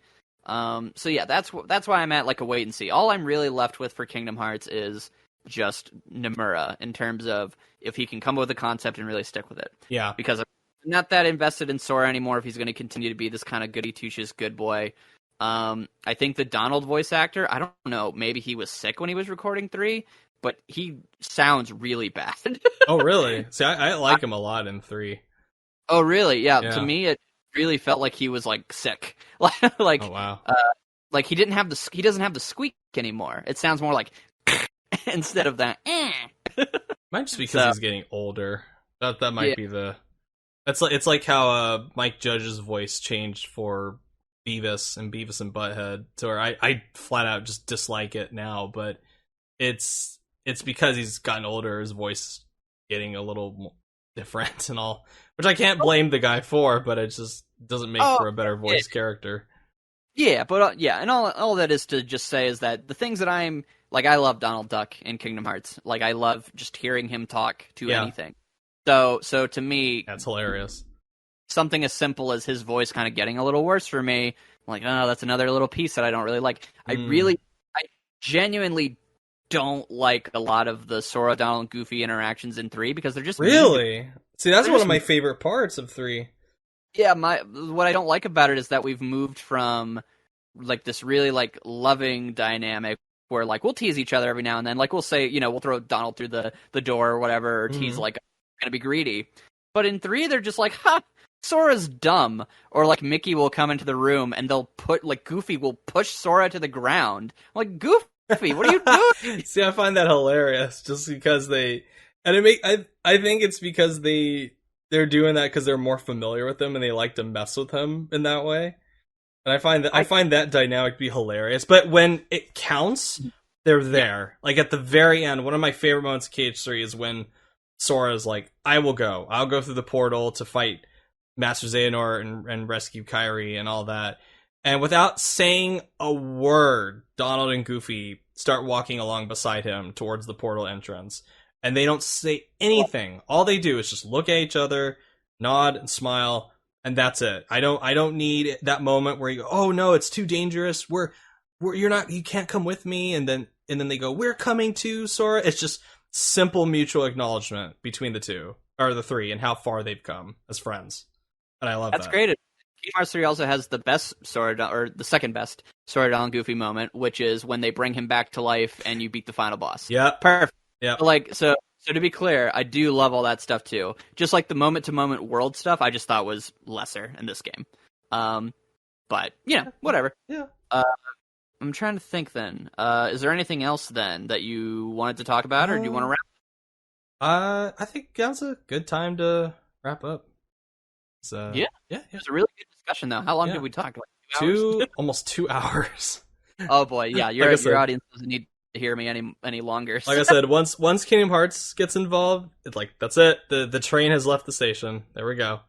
The train for Station Square. Yeah, but if you want, a lot of my longtime subscribers, they're here for the Kingdom Hearts content, so I think they would be more than fine listening to 2 mega fans talk about this series. Yeah, and it was a joy to discuss it with you. Thank you very much. I've wanted to do this probably since I first watched your videos. Like, rant about it with that guy. Well, you're very welcome, and you're more than welcome to whenever there's something that pops up that I want to talk about with somebody. I definitely know who to contact now. Yeah, man. Yeah. Where can people find you, as far as like socials, YouTube, that kind of stuff? Yeah, so I'm IanWaffles, and it's the same name everywhere. So you can find me on YouTube, and you can find me on Twitter by the same thing. I don't really post anything on Twitter. I mostly just retweet funny things I find, but yeah, that's where you can find me. And then my DMs are open, I guess, if anyone wants to hit me up and be like, hey, watch my video. And maybe I will be the poor fool who does it. So, like all these people have for me. I'll extend the kindness back. So, yeah, that's where you can.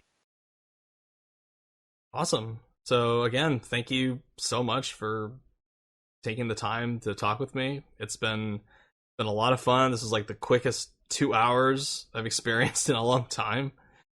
And yeah, I whatever new video, whenever that comes out, I will be there day 1 to watch it. Day second 0 to watch it if I can.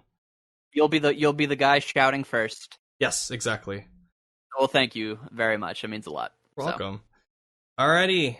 I hope you guys enjoyed this conversation, and please go watch IanWaffles' content. Please follow him wherever he's available.